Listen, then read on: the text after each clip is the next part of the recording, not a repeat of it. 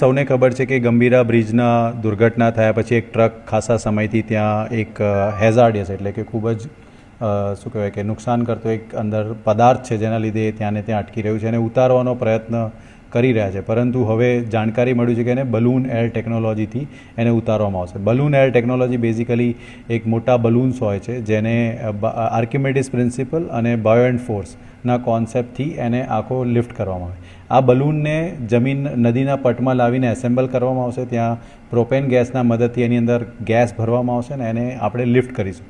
આ પદ્ધતિ એવું હોય છે કે એને આપણે ઉપર લઈ જઈ શકીએ છીએ, નીચે લઈ જઈ શકીએ છીએ અને સ્થિર બી રાખી શકીએ છીએ.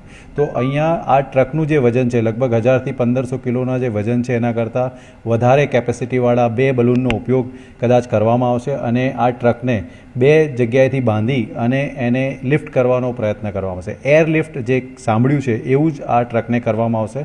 પહેલાં જે ભાગ નીચે નમેલો છે એને ઉઠાવવામાં આવશે અને ત્યાર પછી સમગ્ર ટ્રકને સ્ટેબલ કરી અને એને નદીના પટમાં આરામથી લાવી શકાય છે. ડેફિનેટલી, કારણ કે તમે સમજી શકો છો કે આ જે સાયન્ટિફિકલી પ્રૂવન આર્કિમેડિસ પ્રિન્સિપલ ને બાયોએન્ટ ફોર્સની હું વાત કરું છું એમાં શું કહેવાય કે વજનના કેપેસિટી કરતાં વધારે જો લિફ્ટ કરવાના કેપેસિટી હોય તો ડેફિનેટલી આપણે એને ઉઠાવી શકીશું. તકેદારી રાખવાની એટલી જ છે કે અહીંયા જે બલૂનોના ઉપયોગ કરવામાં આવે એ ટ્રકના વજન કરતાં વધારે લિફ્ટવાળા કેપેસિટીવાળા હોવા જોઈએ. બીજું કે તમે 2 બલૂનના ઉપયોગ કરતા હોય તો એના જે ઓપરેટર્સ હશે, જે ગેસનો પ્રોપેન ગેસના ફ્લો માટેના કંટ્રોલ માટેના એની સ્કિલ હોવી જોઈએ, કારણ કે કોઈપણ જાતના ઇમ્બેલેન્સ બલૂનના સ્ટેબિલિટીમાં ફરક લાવી શકે છે.